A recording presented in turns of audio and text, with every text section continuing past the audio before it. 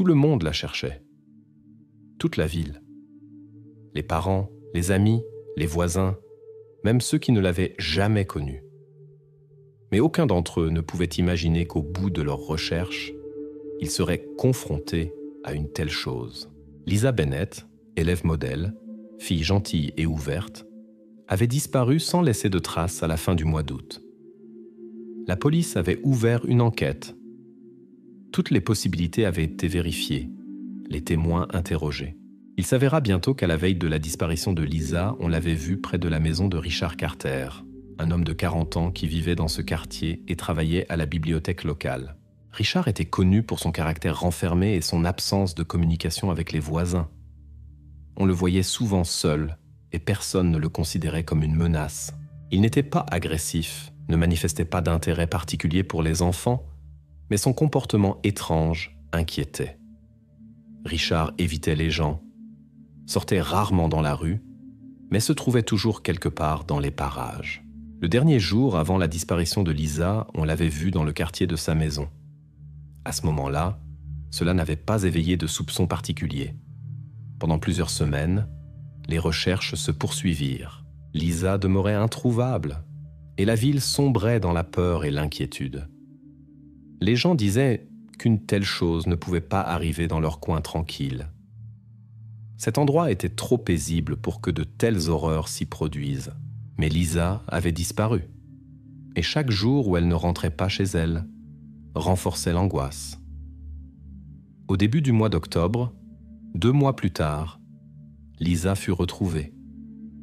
L'endroit où on la découvrit choqua tout le monde. Un chantier abandonné à la périphérie de la ville, un espace vide et délaissé où les enfants ne vont pas.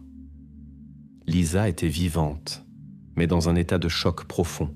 Elle ne pouvait pas raconter clairement ce qui lui était arrivé, mais sa peur était évidente.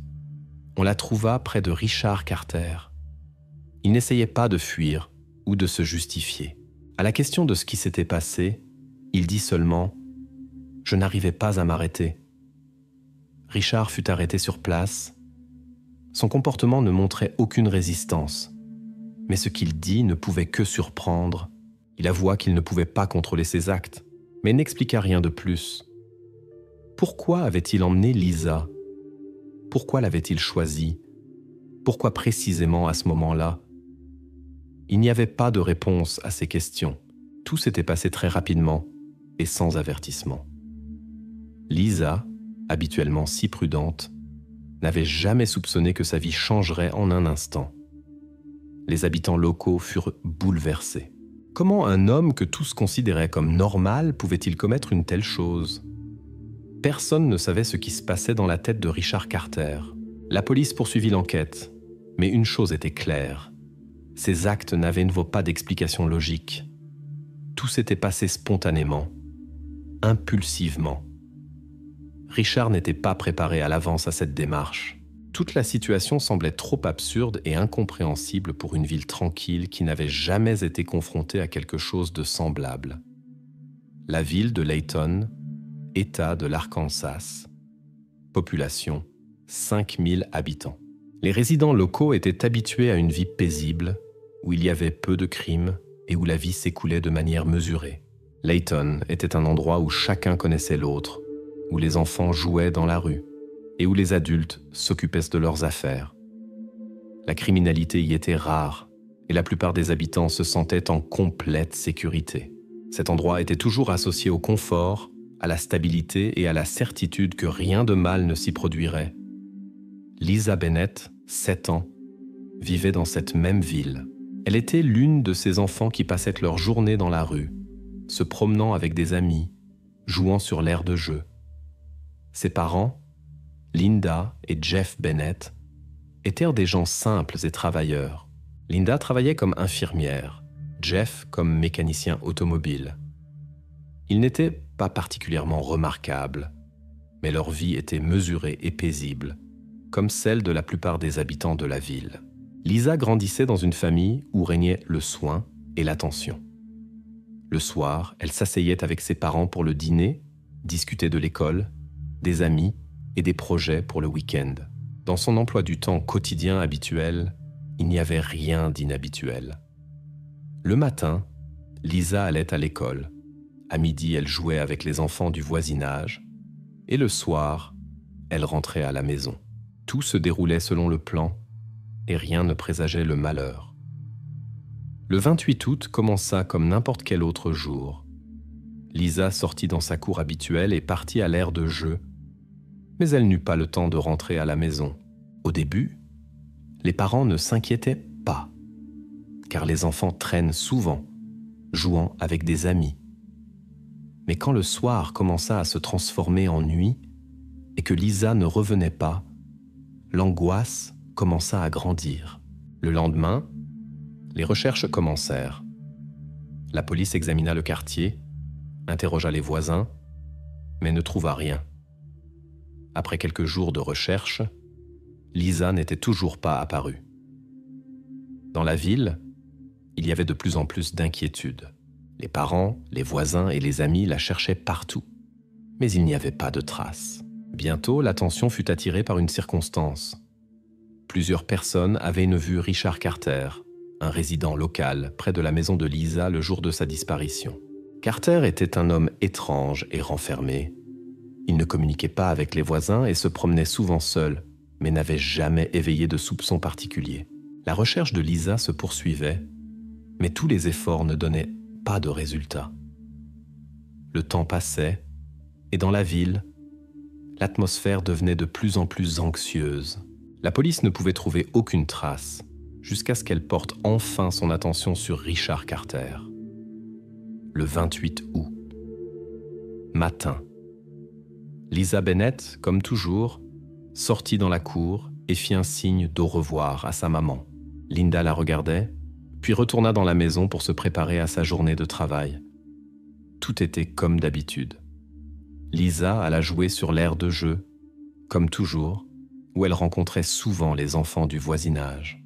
Personne ne remarqua rien d'étrange. Au même moment, le voisin, M. Johnson, passa par là et vit Lisa près des balançoires. Elle jouait comme d'habitude avec un sourire sur le visage, ne montrant pas que quelque chose pourrait perturber son emploi du temps habituel. Les heures passaient et la journée continuait. À 11h45, Lisa devait rentrer à la maison. Ce moment était habituel pour elle. Elle revenait toujours 15 minutes après avoir joué avec des amis. Mais elle n'était pas là. 30 minutes passèrent. 40 minutes. Aucune trace. Les parents commencèrent à s'inquiéter. Linda, rentrée à la maison, pensait encore que Lisa avait simplement du retard. Mais le temps passait. 1 heure. 2. Et Lisa ne revenait pas. À 13h, les parents commencèrent les recherches. D'abord, ils fouillèrent toute la cour et les rues avoisinantes. Puis ils s'adressèrent aux voisins, interrogèrent les enfants avec qui Lisa aurait pu jouer. Tous disaient la même chose. Lisa avait disparu. Les parents sentirent que quelque chose n'allait pas. L'inquiétude se transforma en panique et à 14h30, Linda appela la police. L'appel au 911 fut passé depuis le numéro de Linda Bennett et dans l'affaire fut enregistrée une déclaration officielle « mineur disparu ». La disparition de Lisa Bennett, 7 ans, devint officielle et bientôt les recherches commencèrent dans la ville. La police prit immédiatement des mesures et commença à rassembler des informations. Mais à ce moment-là, personne ne savait que derrière cette disparition ordinaire se cachait quelque chose de terrible. Dès que dans l'affaire de Lisa Bennett fut officiellement enregistrée la disparition, les actions standards commencèrent. La police examina tout le quartier où la fillette avait disparu. Chaque rue, chaque cour, chaque recoin, ils ne trouvèrent rien. Aucune trace, ni de chaussures, ni d'empreintes, ni le moindre indice que quelque chose d'inhabituel s'était passé ici. Les voisins, comme prévu, n'avaient rien vu. Tous disèrent la même chose. Lisa se promenait, comme d'habitude, et aucun d'entre eux n'avait remarqué que quelque chose n'allait pas chez elle. Tout était trop habituel pour alerter qui que ce soit. Puis fut menée l'interrogation des parents. Linda et Jeff racontèrent aux policiers comment tout avait commencé, décriviraient la vie quotidienne de leur fille et son emploi du temps habituel. Tout paraissait normal. Lisa n'était pas connue pour ses promenades dans des endroits dangereux. Elle n'était pas renfermée. Hier encore, elle jouait avec des amis. Rien ne présageait le malheur.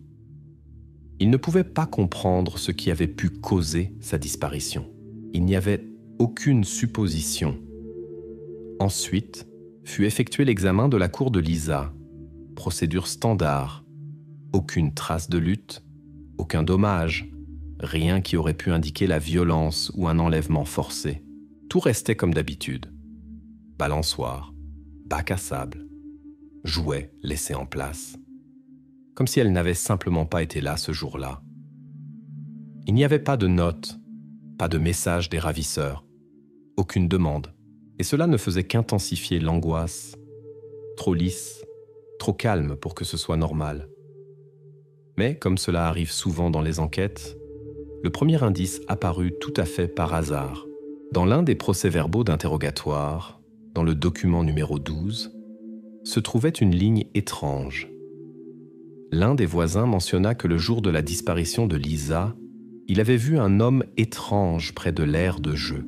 Cet homme, comme il s'avéra, était connu dans le quartier, mais personne ne lui prêtait une attention particulière. L'homme n'était pas de ceux qui fréquentaient souvent cet endroit, et son comportement avait toujours été étrange, mais pas au point d'éveiller des soupçons. Il se promenait souvent dans le voisinage, mais ne s'arrêtait jamais, ne parlait pas aux autres gens. Le nom de cet homme, Richard Carter. Ce nom attira immédiatement l'attention de la police. Résident local, 40 ans, travaillant à la bibliothèque, il se tenait toujours à l'écart et ne communiquait pas avec les voisins. On le voyait souvent près des maisons, mais personne n'y prêtait attention. Ce voisin étrange, avec son caractère renfermé et son apparence discrète, devint maintenant la figure clé de l'enquête. L'énigme de Lisa commençait à se dévoiler. Derrière cette petite ville invisible et tranquille se cachait quelque chose de plus grand. Et maintenant, Richard Carter se trouvait au centre de l'attention. Richard Carter. 40 ans. Bibliothécaire. Pas de casier judiciaire. C'est tout ce que la police savait de lui à ce moment-là. Aucun problème avec la justice, aucun crime dans le passé, aucune plainte des voisins. Son comportement pouvait être étrange, mais pas au point de le placer dans la catégorie des suspects. Il était seul, vivait tranquillement, travaillait à la bibliothèque locale et ne communiquait pas avec son entourage.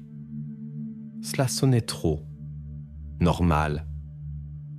Apparemment, un voisin typique qui ne se distingue pas de la masse générale. Mais quelque chose n'allait pas. Pourquoi son nom était-il apparu dans le procès-verbal d'interrogatoire? Pourquoi le voisin l'avait-il désigné précisément lui quand il parlait de l'homme qui pouvait être près de l'aire de jeu où jouait Lisa? Ces questions obligeaient la police à porter attention à sa personnalité, bien qu'à ce moment-là, Richard restait simplement un témoin qu'il fallait interroger. La police commença à rassembler des informations. Adresse, quartier tranquille, maison ordinaire avec jardin, ne se distinguant en rien des autres. Aucun moment litigieux dans sa vie. Situation familiale, pas marié, aucun proche ou parent dans les parages. Il travaillait à la bibliothèque où les collègues notaient qu'il était renfermé, pas particulièrement sociable, mais accomplissait toujours ses devoirs honnêtement. Sa vie était dans les limites de l'habituel pour cette petite ville. Aucun événement marquant ou incident.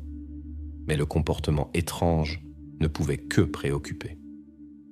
Apparemment un homme ordinaire, mais il était entré dans le champ de vision de la police. Pourquoi? Richard connaissait le quartier où Lisa avait disparu.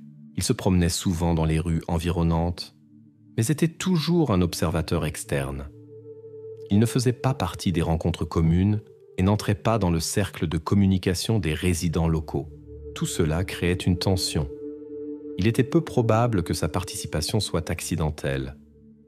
Richard, à ce moment-là, n'était pas suspect. Il était simplement un témoin à qui il fallait poser quelques questions.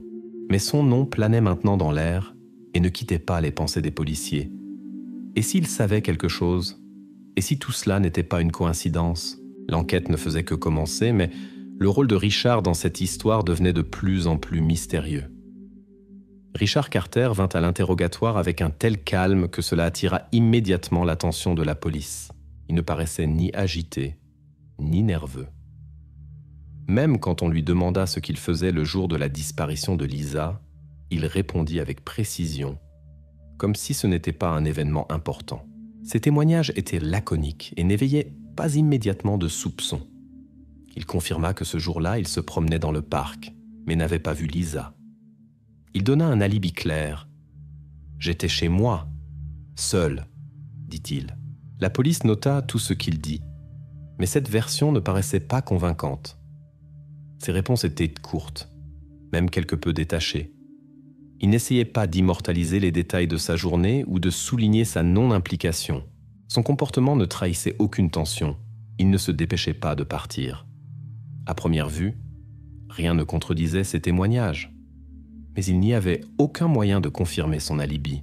Il déclara qu'il était resté chez lui toute la journée, mais ses voisins n'étaient pas là pour confirmer ses paroles. Il n'y avait pas de témoin qui aurait ne pu confirmer que Richard était effectivement chez lui ce jour-là. La police vérifiait attentivement son récit, mais toutes les vérifications possibles ne donnaient pas de résultat. Personne ne pouvait confirmer qu'il était chez lui, et il n'y avait aucune preuve qui aurait pu lever les soupçons qui pesaient sur lui. L'alibi s'avéra impossible à vérifier. Cela créait un paradoxe. Si Richard n'était pas coupable, alors pourquoi ces témoignages ne levaient-ils pas les soupçons qui pesèrent sur lui? À ce moment-là, l'enquête ne pouvait pas aller plus loin. Formellement, Richard restait libre. Il n'y avait pas de motif pour son arrestation, et l'affaire commença à s'enliser dans une impasse. Mais quelque chose dans son calme, dans son alibi qui ne se prêtait pas à vérification, faisait douter la police. Malgré la fermeture officielle de la première étape de l'enquête, l'anxiété continuait à flotter dans l'air. Le fait que sa version n'ait pas pu être réfutée ne signifiait pas qu'elle était vraie. L'incertitude dans l'affaire de Richard Carter demeurait et l'enquête passait à l'étape suivante. Richard Carter ne violait pas la loi. Il était l'une de ces personnes que l'on pouvait rarement soupçonner de quelque chose de louche. Il n'avait jamais été pris dans quelque infraction que ce soit. Vivait tranquillement. Était un employé exemplaire. Son nom dans la base de données n'était associé à aucun crime sérieux. Tout ce qu'on savait de lui, à première vue, ne soulevait aucune question. Il était un bibliothécaire ordinaire qui passait ses journées dans le silence des étagères de livres. Mais c'est ici que commence le paradoxe. Les données de surveillance extérieure montraient un écart évident par rapport au comportement normal. Les caméras de l'école locale, qui se trouvait non loin de la maison de Lisa, avaient enregistré Richard plusieurs jours avant sa disparition. Il ne s'approchait pas de près, n'interagissait pas avec les enfants, mais sa présence était notable. Il passait plusieurs fois, comme par hasard, mais chaque fois au même moment, comme s'il vérifiait quelque chose. Il marchait toujours rapidement, évitant les regards. Son itinéraire n'était pas aléatoire. Il ne vivait pas dans ce quartier, et comme on l'apprit plus tard, il n'avait même pas de raison d'être ici. Ces enregistrements, à première vue, auraient pu paraître insignifiants. Mais, selon les voisins, son comportement était effectivement préoccupant. Il confirmait, Richard évitait les contacts. Il ne répondait jamais aux salutations, ne manifestait pas d'intérêt pour la communication, et ses rares promenades dans les environs paraissaient toujours étranges. Il n'était pas de ceux qui passent sans prêter attention à leur entourage. Il suivait toujours tout du regard, mais de façon à ce que cela ne se remarque pas. Et voilà, quand la voisine rapporta qu'elle l'avait vu près de l'école de Lisa quelques semaines avant sa disparition, l'anxiété s'intensifia. Un autre témoin confirma qu'il avait vu Richard le jour de la disparition de Lisa, passant dans la même rue où elle avait disparu. C'était au moment où, selon les données de la police, Lisa avait déjà disparu. Il était proche, mais personne ne le remarquait. et sa présence n'éveillait pas de soupçons, car il était toujours tranquille et réservé. Au fur et à mesure que ces faits étranges s'accumulaient, il devenait de plus en plus évident. Richard n'était pas simplement une personne aléatoire dans ce quartier. Son intérêt pour les lieux liés à Lisa ne paraissait plus aléatoire. Il passait près de son école, observait sa cour, se déplaçait dans les endroits où elle avait l'habitude d'être. Tout cela composait un tableau inquiétant, un schéma d'intérêt non aléatoire pour les enfants, pour l'endroit où vivait Lisa. Un tel comportement, bien sûr, n'était pas un crime direct, mais la question se posait de manière aiguë. Ce schéma est-il un fondement suffisant pour des actions ultérieures ? De telles anomalies en elles-mêmes ne pourraient pas devenir une raison d'arrestation ou d'accusation. Mais l'enquête avait besoin de quelque chose de plus. Les bizarreries dans le comportement de Richard ne pouvaient pas être une preuve de sa culpabilité. Elles ne pouvaient pas être un fondement juridique pour des actions. Pour aller plus loin, l'enquête avait besoin de quelque chose de plus substantiel. L'attention attirait non pas simplement l'intérêt pour le lieu, non pas simplement un comportement étrange, mais quelque chose de plus concret. Richard Carter restait le principal suspect, mais la police avait besoin de plus que des soupçons. À cette étape, l'enquête ne pouvait pas faire un autre pas en avant. Mais ce n'était que le début. La police passa des milliers d'heures à visionner les enregistrements des caméras de surveillance, espérant trouver au moins un indice qui pourrait mener sur la piste de Lisa. Le lieutenant Mason, avec qui nous avons parlé lors des interrogatoires, disait que le visionnage de ces enregistrements était devenu non pas simplement un processus fastidieux, mais un véritable épreuve. Les caméras étaient installées dans différents coins de la ville, et les policiers visionnaient tout, des rues de la ville aux cours privées, mais ils ne trouvèrent rien qui aurait pu éclairer la disparition de Lisa. À la recherche de suspects, l'enquête commença à vérifier même les endroits les plus ordinaires, comme les parcs et les quartiers résidentiels. Le temps passait, et les résultats restaient nuls. Et voilà, après des dizaines d'heures de recherche minutieuse, l'attention de l'opérateur fut attirée par un enregistrement, presque inutile à première vue. La caméra de la maison numéro 7 ne filmait que le bord du parc. L'image était floue. Beaucoup de détails étaient flous. Et semblait-il, cet enregistrement n'aurait dû avoir aucune valeur. La caméra était dirigée de façon à ce que seule une petite section entre dans le cadre, où rien ne se passait. Les policiers l'avaient même presque oublié, jusqu'à ce que quelqu'un décide tout de même de l'examiner attentivement. Et voilà, quand l'opérateur commença à ralentir la vitesse, il remarqua 2 silhouettes floues se dirigeant vers la périphérie du parc. Chaque mouvement était flou, mais il y avait quelque chose en eux qui l'obligea à regarder de plus près. Au début, cela ressemblait à quelque chose d'aléatoire. Des silhouettes floues, semblait-il, étaient simplement passées, et leurs mouvements ne laissaient pas de traces particulières. Mais ensuite, l'attention de l'opérateur fut accrochée par plusieurs détails. Une silhouette paraissait trop petite, presque comme un enfant. Les vêtements sur elle rappelaient ceux que Lisa portait ce jour-là. Veste claire, jeans. Et la deuxième silhouette était clairement adulte. Une silhouette, une corpulence qui correspondait exactement à l'apparence de Richard. Et voilà que les opérateurs commencèrent à revoir l'enregistrement plusieurs fois, essayant de déterminer avec précision la direction dans laquelle ces 2 silhouettes se dirigeaient. L'une marchait derrière l'autre, et leur itinéraire menait à la périphérie de la ville, vers le chantier abandonné qui était resté si longtemps un endroit fermé. À ce moment, quelque chose fit tilt. Tout s'assemblait.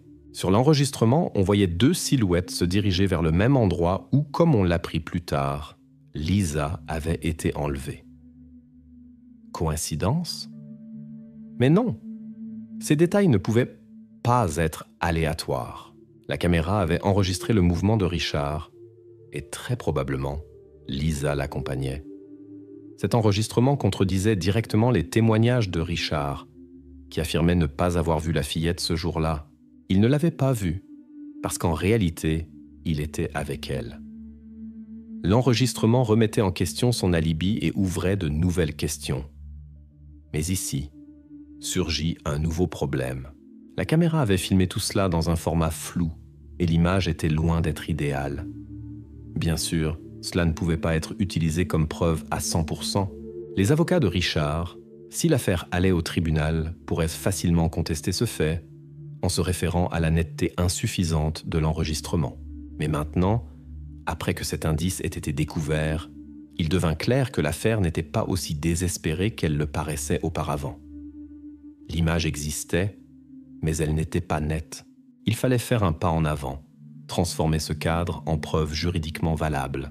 Pour cela, il était nécessaire de procéder à une analyse supplémentaire de l'enregistrement, d'améliorer la qualité de l'image, pour pouvoir affirmer avec certitude que c'était effectivement Richard et Lisa.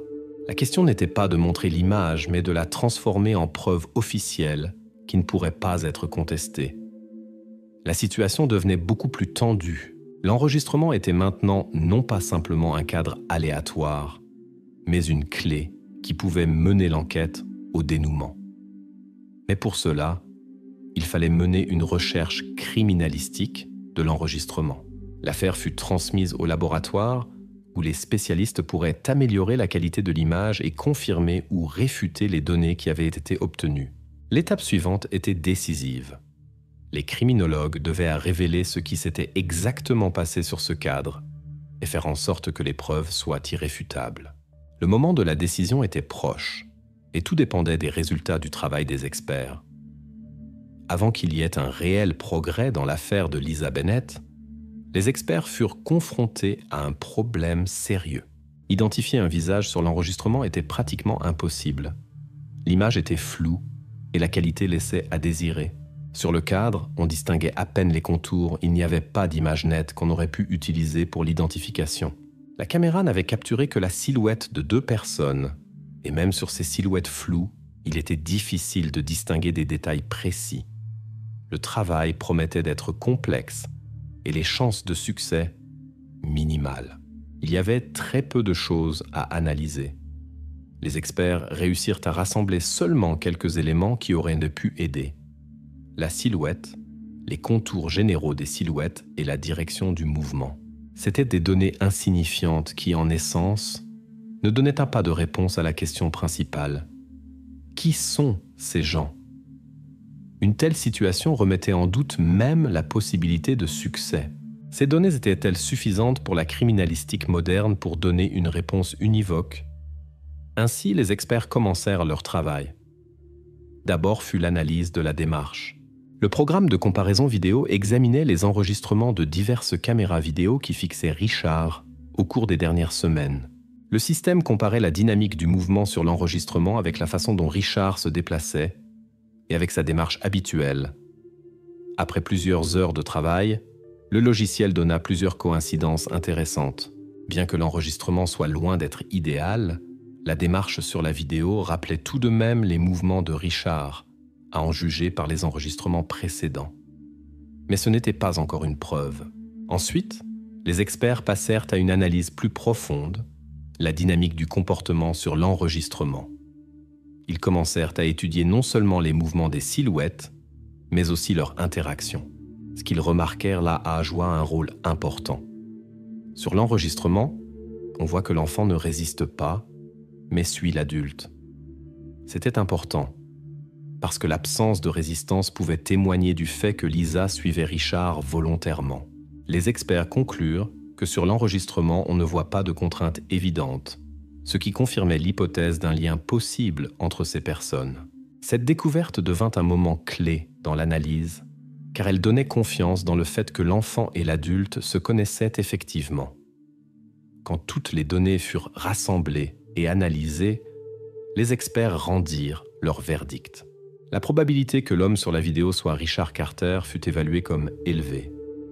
C'était une conclusion inattendue, mais convaincante.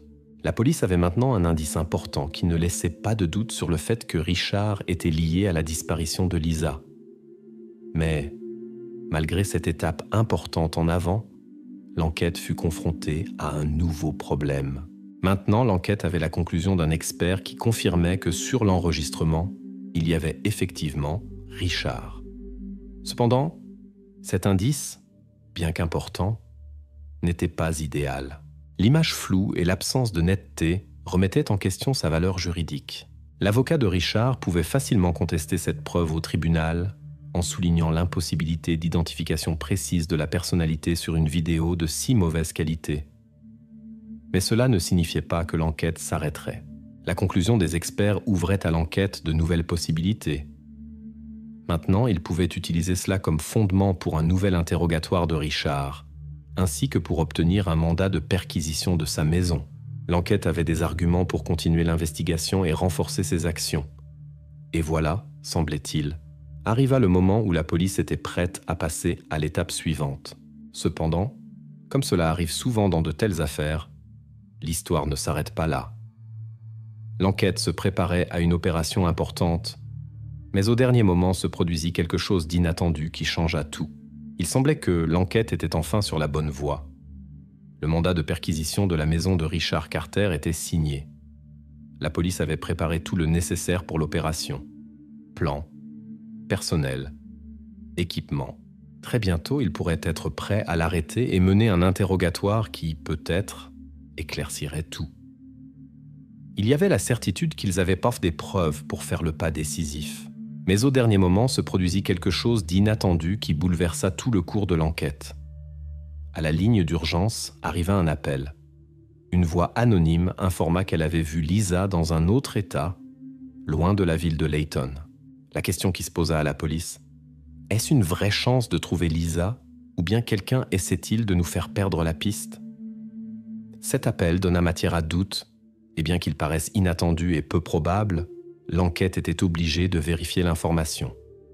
Même si c'était simplement une manœuvre habile pour induire en erreur, on ne pouvait pas manquer cette chance. Le message fut transmis dans l'autre État, et des avis de recherche furent envoyés dans cette région. Cependant, cette information, comme il s'avéra, causa plus de problèmes que d'utilité. Les actions d'enquête liées à la vérification de cette fausse piste détournèrent la police de l'enquête principale. La perquisition chez Richard fut suspendue et son avocat utilisa rapidement ce temps pour déposer une protestation contre l'arrestation. Le retard donna à Richard une chance de renforcer sa position et obligea l'enquête à reporter l'étape clé de l'investigation. Absorbés par la nouvelle piste, ils passèrent plusieurs jours à découvrir ce qui s'était passé dans l'autre État. Mais, comme cela arrive souvent dans de tels cas, l'information s'avéra fausse. La vérification menée ne confirma pas la présence de Lisa dans cet état. Tout cela était une tentative d'embrouiller l'enquête, peut-être même dans le but de les obliger à se détourner du vrai suspect. Trop de temps fut perdu, et maintenant l'enquête revenait au point de départ. Le temps était perdu. La situation revint dans l'ancien cours. La fausse piste fut élaborée, et maintenant l'enquête se concentrait de nouveau sur Richard Carter. Mais cela ne signifie pas que la confiance en lui était diminuée. Au contraire, maintenant la police avait plus de raisons pour les soupçons. Richard devint le seul suspect, et toutes les pistes indiquaient de nouveau sur lui. Ce tournant ne fit que renforcer la théorie principale de l'enquête. Maintenant, la police décida qu'il était temps d'agir plus résolument. Elle décida d'étudier plus profondément le passé de Richard pour rassembler des faits supplémentaires et renforcer sa position.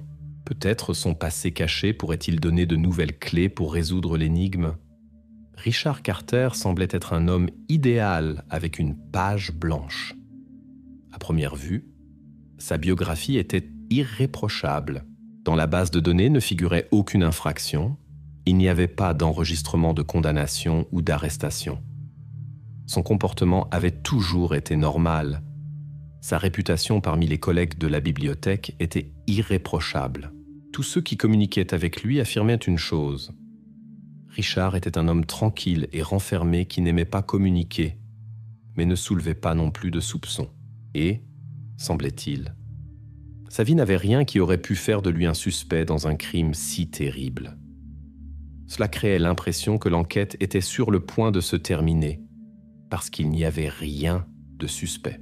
Mais les enquêteurs ne pouvaient simplement croire à l'image idéale.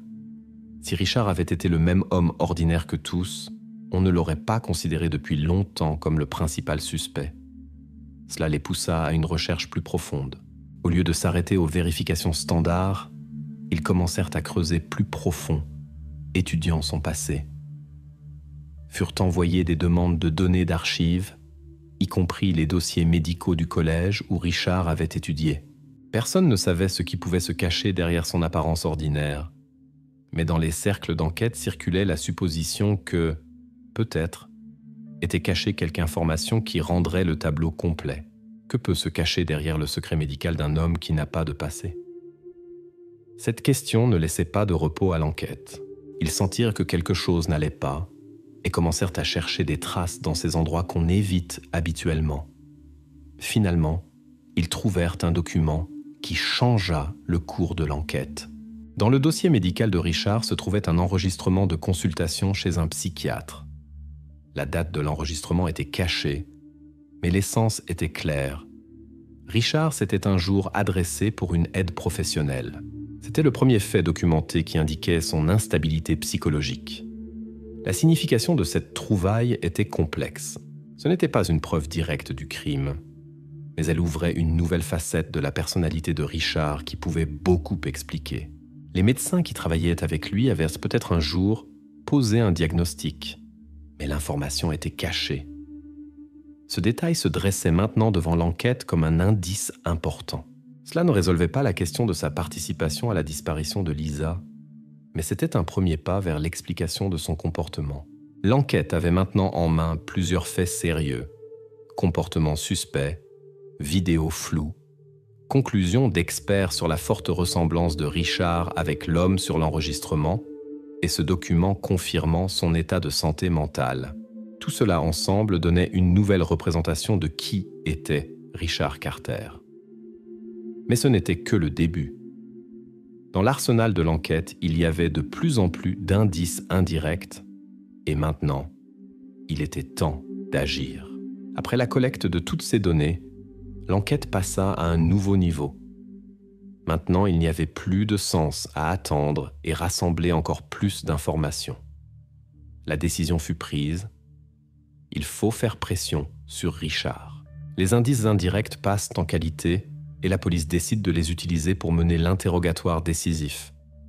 Maintenant, avec un tel nombre de facteurs douteux dans sa vie, Richard était prêt pour un affrontement dur avec l'enquête. Les policiers se préparent à l'appeler pour un deuxième interrogatoire, qui maintenant ne sera pas aussi calme que le premier. Richard savait qu'il subirait une forte pression, mais ce n'était que le début. L'enquêteur pose sur la table 3 choses avec lesquelles ne peut pas ne pas compter toute personne qui se trouve au centre de cette enquête. L'impression de la vidéo, la conclusion de l'expert et la copie de l'enregistrement du dossier médical de Thomasens, Richard. Ces 3 objets, comme de lourdes pierres qui s'abaissent sur la table devant le suspect, et leur poids se ressent dans le silence qui s'installe dans la pièce. Quand ces documents furent étalés devant lui, Richard ne bougea pas. Il était assis, sans cligner des yeux, et les regardait, sans émotion, sans peur. Il les examinait simplement, comme s'ils n'avaient pas d'importance. Dans son regard, il n'y avait ni signe d'inquiétude, ni d'effroi.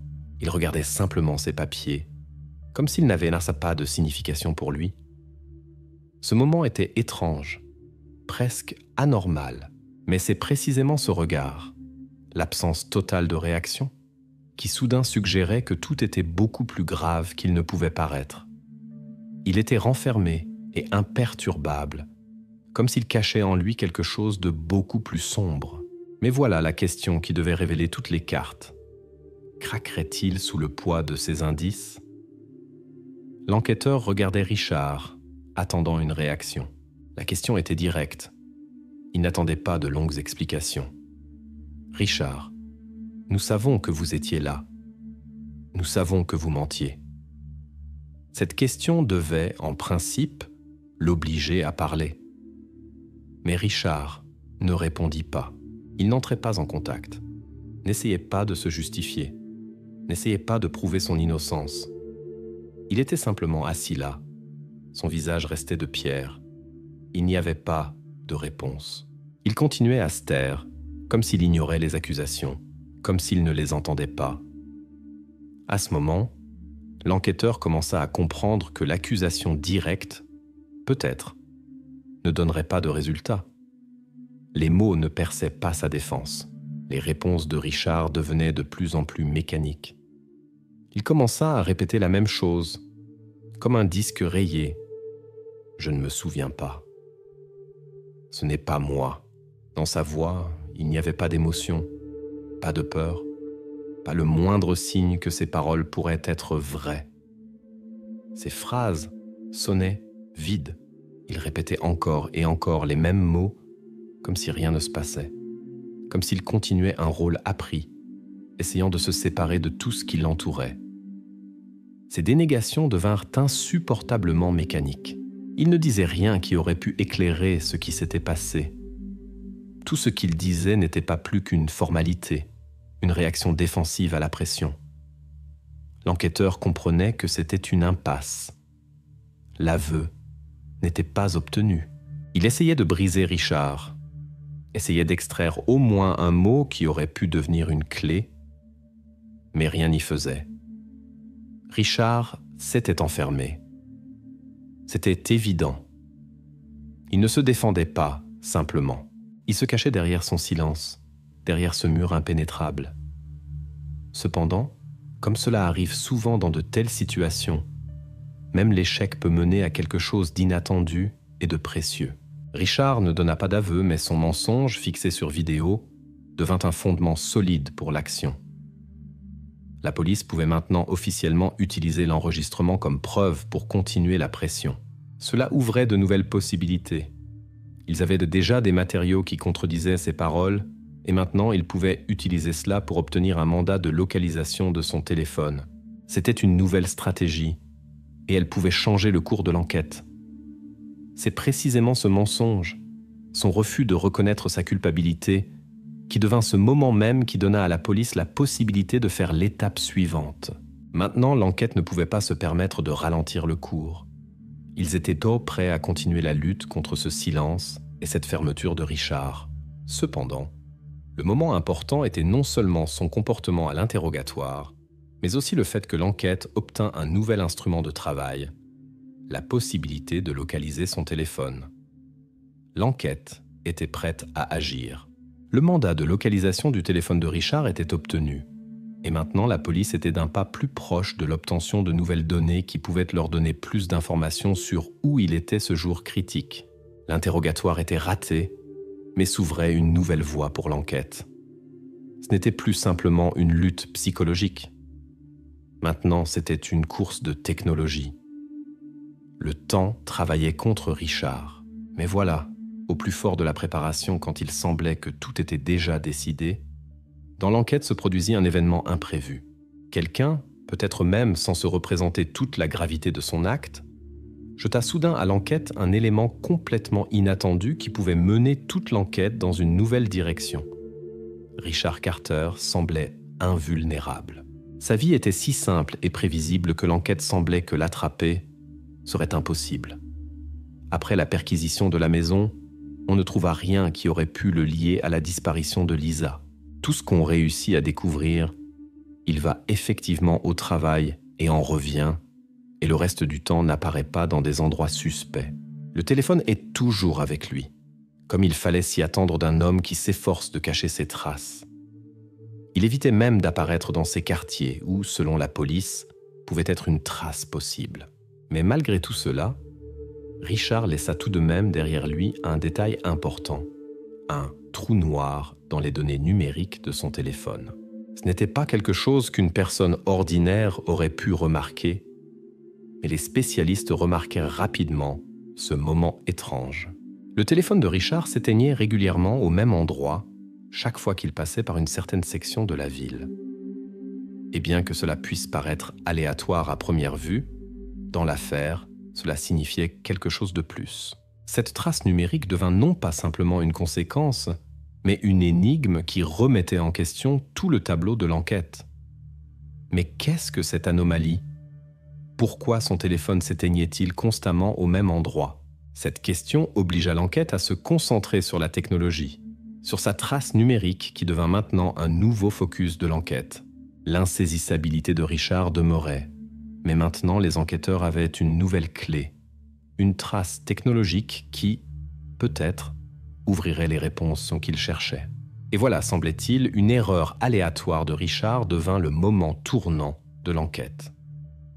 Un jour, quand son téléphone devait de nouveau s'éteindre, pour quelque raison que ce soit cela ne se produisit pas. Il perdit simplement le réseau pendant 1 minute. À ce moment, son téléphone se trouva dans le réseau, et pendant ces secondes se produisit le moment le plus important. Le système fixa rapidement les coordonnées de son téléphone. Ce n'était pas simplement une panne aléatoire du réseau. Pendant cette courte période, le système put trianguler précisément le signal et déterminer les coordonnées exactes qui menaient directement à la zone industrielle abandonnée à la périphérie de la ville. Toute l'équipe d'enquêteurs et d'experts se trouvait maintenant devant de nouvelles possibilités. Ces coordonnées étaient imprécises. Et ce qui était le plus important, elles ne laissaient pas de doute. Il était clair que cet endroit était lié à la disparition de Lisa. Il était à la périphérie, dans un quartier vacant qui n'était plus utilisé depuis longtemps. La police avait maintenant une adresse précise où il fallait se diriger. Cette adresse n'était pas simplement un ensemble de chiffres et de lettres. C'était la réponse à la question qui torturait l'enquête depuis longtemps. La police était prête pour l'étape suivante. Ces données furent transmises au groupe opérationnel qui commença immédiatement la préparation. Immédiatement fut élaboré un plan et le groupe se dirigea vers le chantier abandonné pour vérifier cet objet. Tout se passait rapidement et de manière coordonnée. Le temps n'attendait pas et chaque moment pouvait être décisif. Ce n'était pas simplement une vérification ordinaire d'un lieu. C'était un endroit où, peut-être, se trouvèrent les réponses à toutes les questions, les réponses à ce qui était arrivé à Lisa. Le groupe opérationnel se dirigeait dans les rues, respirant l'air de tension et de préparation. Déjà en quelques minutes, ils étaient sur place. Bruit des moteurs, sifflement des freins, cris de commandement, c'était le début de la fin de toute cette histoire. Le chantier qui était resté longtemps abandonné devint maintenant le point du jeu final. Les fantômes du passé de la disparition commencèrent soudain à se matérialiser devant eux. Et cette nuit pouvait devenir décisive. La poursuite du fantôme qui incarnait la disparition de Lisa se terminait. Commença l'assaut. Le groupe opérationnel entre dans le bâtiment. Dans leur mouvement, il n'y a pas de hâte, mais dans chaque pas se ressent la détermination. Déjà ici, dans cet endroit, semblait-il, tout se termina. C'était le moment final. Les murs du chantier abandonné, entourés de ténèbres, paraissaient vides, mais ils cachaient l'énigme la plus importante. Au fond, dans un des coins, est assis Richard. Il ne bouge pas, n'essaie pas de fuir. Dans ses yeux, il n'y a pas de peur, mais il n'y a pas non plus d'acceptation. Le regard qui rencontre l'équipe semble étranger à tout ce qui se passe. Et dans le coin, Lisa. Elle est vivante. Ses yeux sont un peu ternes, mais elle regarde les policiers, se contractant de la lumière, et tranquillement, sans émotion superflue, observe ce qui se passe. Instantanément, il devient compréhensible. Lisa est retrouvée. Mais derrière ce moment se cache une question encore plus importante. Pourquoi Richard ne résiste-t-il pas? Pourquoi, quand dans le bâtiment entra l'équipe avec des armes, n'essayait-il pas de fuir? N'essayait-il pas de se cacher ou au moins d'expliquer quelque chose? Pourquoi était-il simplement assis là, dans le coin, avec Lisa? Et question encore plus importante, que dira-t-il quand on commencera à l'interroger? À terre. L'ordre est donné rapidement et avec assurance. Richard ne bouge pas. Il n'oppose pas de résistance. Il lève les mains et regarde tranquillement les policiers. Il n'essaie même pas de dire quelque chose ou de protester. Il lève simplement les mains. Cette scène diffère de ce qu'attendait toute l'équipe. Il ne résiste pas, ne parle pas, ne crie pas. Il se tait, comme si tout était déjà fini, comme si tout était décidé, Quand on l'emmène, un des officiers, ne pouvant se retenir, s'adresse à lui avec une question directe. « Pourquoi as-tu fait ça ?» Tous s'attendaient en qu'il dise quelque chose sur les motivations, ou peut-être qu'il essaie de justifier ses actions. Mais Richard répond calmement, presque mécaniquement. « Je n'arrivais pas à m'arrêter. » Ces mots ne portent en eux aucune justification. Ils ne contiennent pas de repentir. C'est une simple affirmation, un fait. Je n'arrivais pas à m'arrêter. Ces mots devenaient non pas simplement un aveu, mais aussi le reflet de son état, de sa psyché. Ce n'est pas une excuse et pas une explication. C'est la constatation d'un fait, parlant de l'absence totale de contrôle sur soi. Cette révélation devint le moment clé. Richard ne se justifie pas. Il n'essaie pas de convaincre l'entourage qu'il avait du mal ou qu'il avait besoin d'aide. Il dit simplement qu'il ne pouvait pas s'arrêter. Mais qu'est-ce que cela signifie ? Ce n'est pas un aveu lié aux émotions. Ce n'est pas une demande de pardon. C'est un aveu froid de sa propre impuissance face à son état.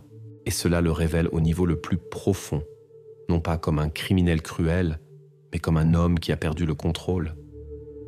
Les enquêteurs comprenaient que cet aveu était insuffisant pour une compréhension complète de ce qui s'était passé. Ils n'expliquaient pas comment Lisa s'était trouvée dans cet endroit, pourquoi Richard s'était décidé à de telles actions, ce qui l'avait mené à cette décision. Mais cet aveu donna un nouveau regard sur l'affaire.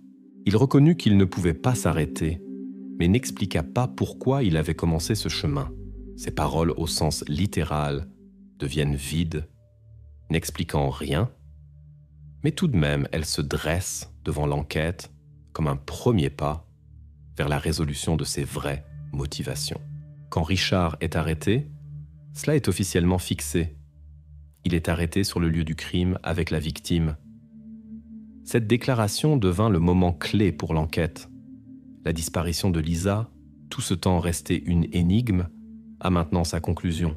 Toutes les recherches, tous les efforts, toutes les démarches de l'enquête mènent à ce point. Lisa est retrouvée, Richard est arrêté. C'est la conclusion d'une étape, mais le commencement d'une nouvelle. Maintenant, l'enquête doit comprendre comment exactement cela s'est passé. Comment Richard s'est-il trouvé dans une telle situation ? Qu'est-ce qui l'a mené aux actions dont il ne peut ou ne veut pas parler ? Tout ce temps, sa vie paraissait si ordinaire, si propre. Et maintenant, devant les enquêteurs, se dressait la tâche de comprendre ce qui se passait pendant ces années de silence et de repli sur soi. La révélation ne se termina pas. Elle ne faisait que commencer. L'affaire de la disparition de Lisa est officiellement résolue, mais cela ne signifie pas qu'elle soit terminée. Maintenant, il faut comprendre le tableau complet de ce qui s'est passé. Pourquoi Lisa s'est-elle trouvée entre les mains de Richard ? Et comment tout cela est-il lié à ceux qui l'entouraient avant cela ? Quand les enquêteurs commencèrent à démêler les détails de l'affaire, ils furent confrontés à un fait qui contredisait complètement les représentations typiques sur l'enlèvement. À première vue, la situation paraissait absolument claire. La fillette avait été enlevée, on la tenait en captivité, puis on la trouva sur un chantier abandonné. Tout parlait de violence, d'un crime cruel. Mais quand Lisa fut examinée par des spécialistes, ils arrivèrent à une conclusion surprenante. L'examen physique de Lisa ne révéla pas de traces de violence. Il n'y avait ni bleu, ni coupure, ni autre signe qu'on l'avait traitée cruellement. Elle n'avait pas été battue, n'avait pas été intimidée comme cela arrive habituellement dans de tels cas. Cela contredisait tout ce que les enquêteurs s'attendaient à voir. Mais ce ne fut pas la seule découverte étrange. Quand la police commença à étudier l'endroit où Lisa se trouvait, elle découvrit des détails surprenants. Dans cette pièce où elle avait passé tout ce temps, il y avait des réserves de nourriture et d'eau, ainsi que plusieurs livres d'enfants de la bibliothèque locale. Tout cela indiquait que Richard, au moins, avait fourni à Lisa les conditions élémentaires pour vivre. Cela ne ressemblait pas à un endroit habituel pour un prisonnier. Les livres d'enfants et les réserves pour une vie normale, de telles choses ne s'accordaient pas avec l'image d'un criminel cruel. Tous ces détails ne faisaient donc qu'aggraver l'énigme qui se dressait devant l'enquête. Il n'essayait pas de lui faire du mal, n'appliquait pas de violence, ne la tenait pas dans des conditions de peur. Mais alors en quoi consistait le crime ? Pourquoi l'avait-il emmené ? C'est précisément cette question qui devint centrale pour l'enquête. Si Richard ne voulait pas faire du mal à Lisa, alors en quoi consistait son crime, à part le fait même de l'enlèvement ? C'était la question principale qui demandait une réponse. Pourquoi agissait-il ainsi et non autrement ? Pourquoi ne l'avait-il pas simplement relâché s'il n'avait l'intention de rien lui faire ? Cette indétermination ne laissait pas les enquêteurs en paix. Un homme normal qui aurait enlevé un enfant ne l'aurait pas laissé avec de la nourriture, ne se serait pas soucié de son confort et ne lui aurait pas lu de livres. Tout cela remettait en question la nature même du crime. Quand Richard raconta enfin son motif, sa version ne paraissait pas logique. « Je l'ai vu. Je devais l'emmener. » Ces mots sonnaient comme une pure justification, n'ayant pas de base rationnelle. Il n'essayait même pas d'expliquer pourquoi précisément Lisa. Il n'essayait pas de dire que c'était un enlèvement réfléchi, qu'il avait quelques plans ou buts.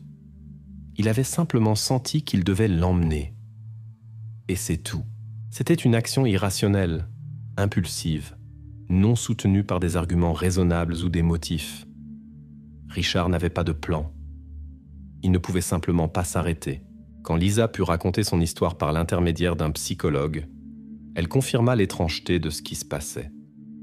Elle décrivait Richard, l'appelant « oncle », bien que ce ne soit pas la vérité. « Il était tranquille », dit-elle. « Il me lisait des livres, mais ne me laissait pas rentrer à la maison. » Ces mots sonnaient à la fois effrayants et étranges.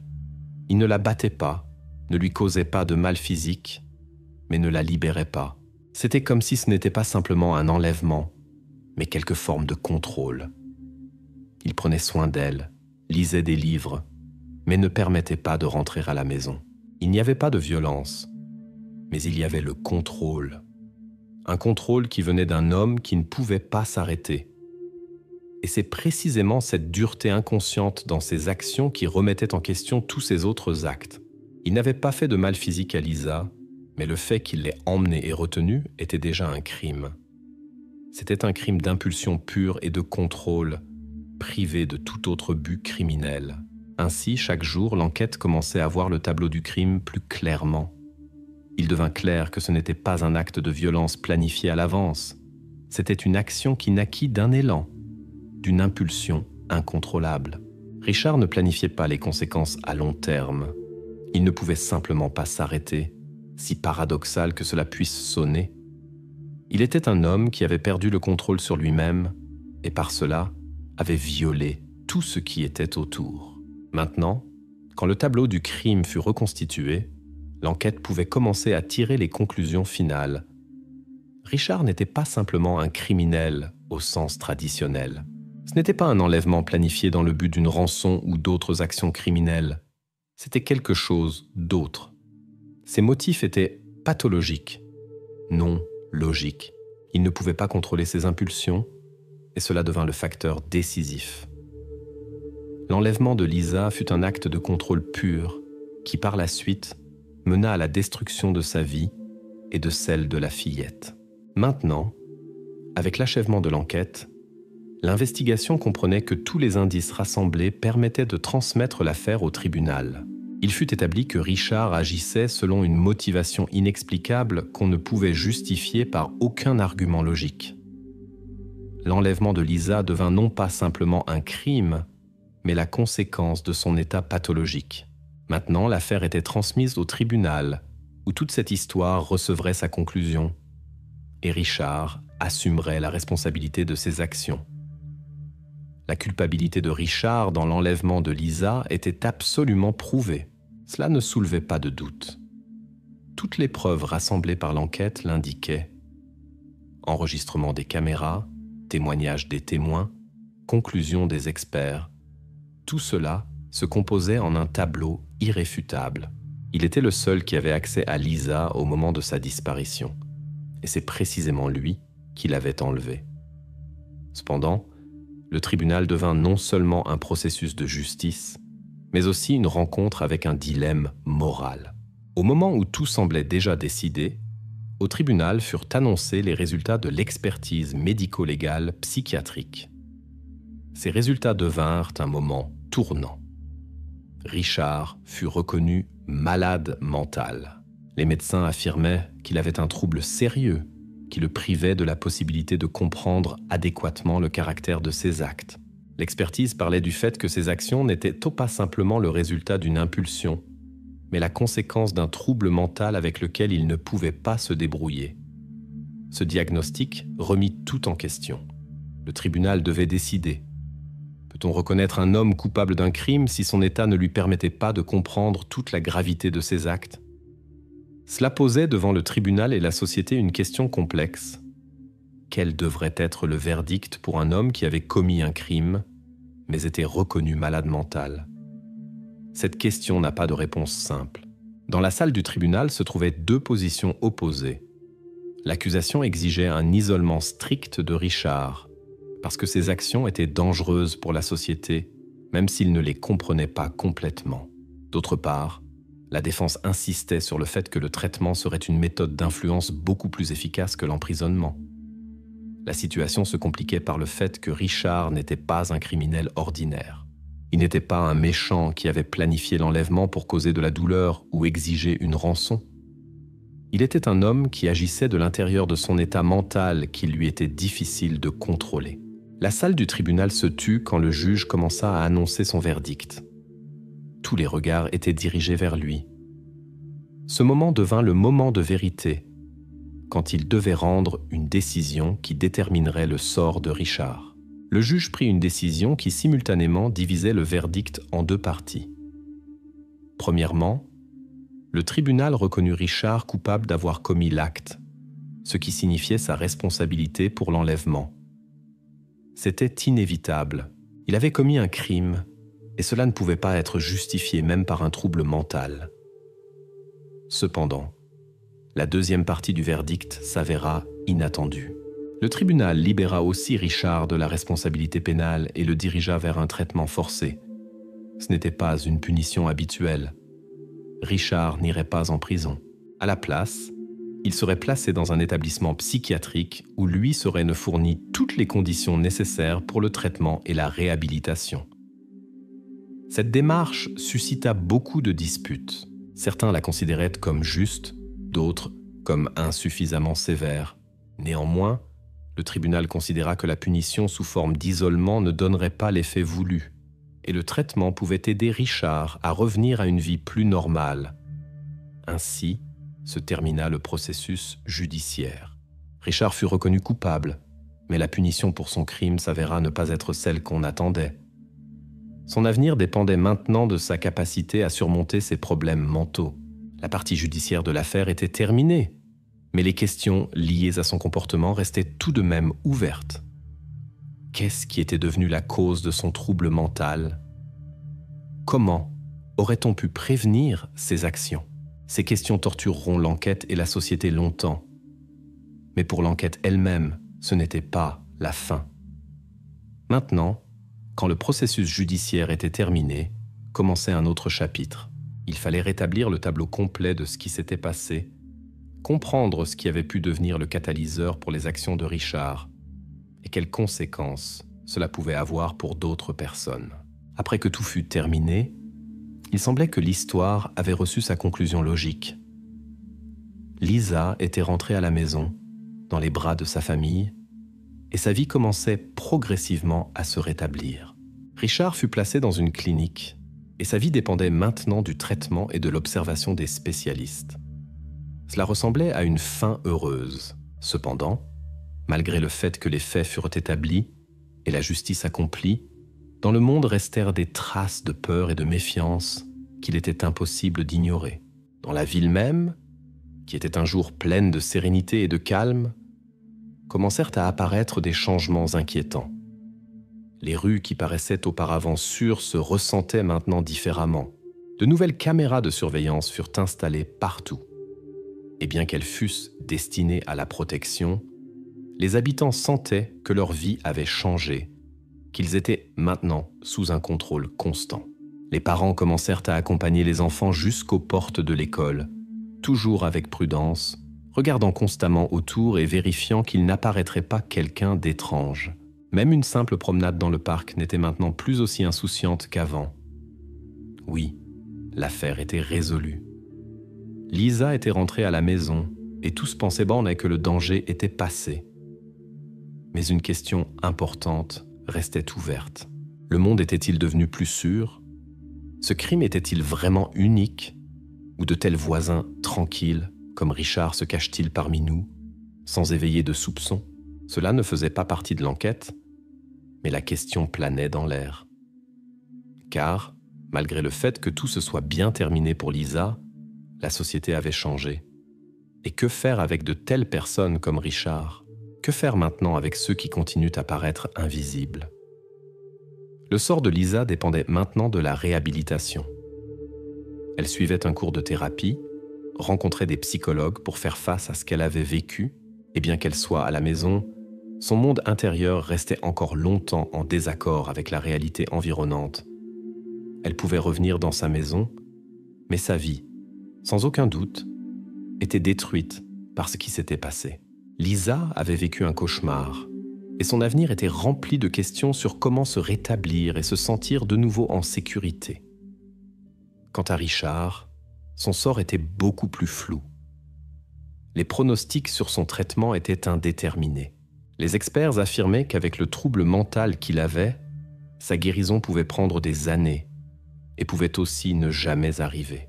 Il fut placé dans un établissement psychiatrique et maintenant sa vie dépendait de sa capacité à jamais se rétablir de cet état. Il pouvait passer le reste de sa vie dans les murs de la clinique où lui seraient fournies toutes les conditions nécessaires pour le traitement. Mais la question restait, peut-on ramener un tel homme à une vie normale après ce qu'il avait fait? En terminant l'enquête, les enquêteurs comprenaient qu'il s'était débrouillé avec un criminel, mais le système n'avait tout de même pas pu donner de réponse aux questions plus globales. Ils avaient puni Richard, mais le système n'avait pas pu prévenir quelque chose de semblable à l'avenir. Pourquoi de telles personnes comme lui restent-elles inaperçues avant de commettre l'irréparable? Pourquoi de telles actions devinrent-elles possibles dans une société où tous se connaissent? Ce n'était pas simplement le problème de Richard ou de Lisa, c'était le problème du système qui avait permis l'existence de telles menaces, se cachant au cœur même de la vie ordinaire. Au fur et à mesure que l'affaire se fermait, de plus en plus de gens commencèrent à comprendre que cette histoire pouvait se répéter. Richard n'était pas simplement un mauvais voisin, il était celui qui vivait à côté, qui allait au magasin, qui s'asseyait à la bibliothèque. La maison vide de Richard devint maintenant un monument silencieux de cette histoire. Quand les gens passaient près de sa maison, ils savaient que c'est précisément là qu'était née l'une des histoires les plus terribles auxquelles ils aient jamais eu à faire face. Cette histoire parle du fait que les plus grandes menaces peuvent se cacher non pas dans les ruelles sombres, mais derrière la porte voisine. Et bien que nous ayons l'habitude de penser que les criminels sont toujours ceux qu'on peut facilement reconnaître par leurs actes ou leur apparence, parfois, ils s'avèrent être parmi nous. Ils vivent dans nos quartiers, vont dans nos magasins, mais restent inaperçus jusqu'au moment où il est déjà trop tard. Mais malgré le fait que l'affaire de Lisa fut résolue, cette histoire n'a pas de fin nette. Le monde continue à vivre avec ce problème, et ce problème reste non résolu. La question demeure. Où sont ceux qui se cachent derrière la porte? Et que faire avec eux? Comment prévenir la répétition de telles tragédies à l'avenir si nous ne savons même pas où chercher? Il n'y a pas de réponse à ces questions. Et peut-être, il n'y en aura jamais.